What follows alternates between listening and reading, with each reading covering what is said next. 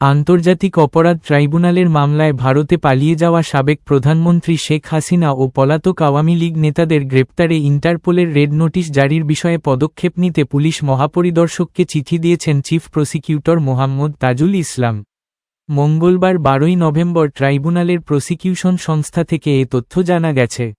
এর আগে গত 10 নভেম্বর আন্তর্জাতিক অপরাধ ট্রাইব্যুনালের সংস্কার কাজ পরিদর্শন শেষে আইন উপদেষ্টা অধ্যাপক ড আসিফ নজরুল সাংবাদিকদের জানান, আন্তর্জাতিক অপরাধ ট্রাইব্যুনালে দায়ের করার জুলাই-আগস্ট গণহত্যা মামলার আসামি শেখ হাসিনাসহ সব পলাতক আসামিদের ফিরিয়ে আনতে সব ধরনের পদক্ষেপ নেবে সরকার। পলাতক আসামিদের বিচারের মুখোমুখি করতে ইন্টারপোলের মাধ্যমে রেড নোটিশ জারি করতে যাচ্ছে অন্তর্বর্তী সরকার। খুব দ্রুতই ইন্টারপোলের মাধ্যমে রেড নোটিশ জারি করা হবে। পলাতক ফ্যাসিস্ট চক্র পৃথিবীর যে দেশেই থাকুক তাদের ধরে এনে বিচারের মুখোমুখি করা হবে। গত 17 অক্টোবর জুলাই-আগস্টে সংঘটিত গণহত্যা ও মানবতাবিরোধী অপরাধের অভিযোগের পৃথক মামলায় শেখ হাসিনা, ওবায়দুল কাদের সহ 46 জনের বিরুদ্ধে গ্রেপ্তারি পরোয়ানা জারি করেন আন্তর্জাতিক অপরাধ ট্রাইব্যুনাল।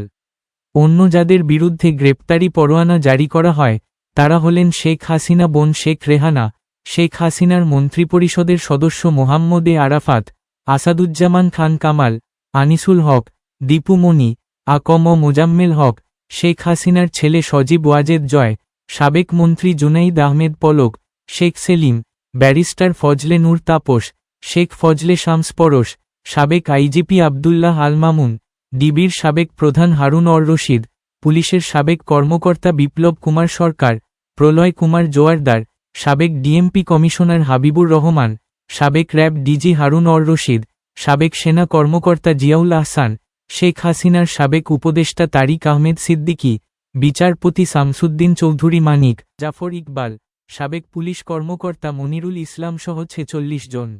আন্তর্জাতিক অপরাধ ট্রাইব্যুনালের চেয়ারম্যান বিচারপতি গোলাম মর্তুজা মজুমদারের নেতৃত্বে 3 বিচারপতির বেঞ্চ এ আদেশ দেন।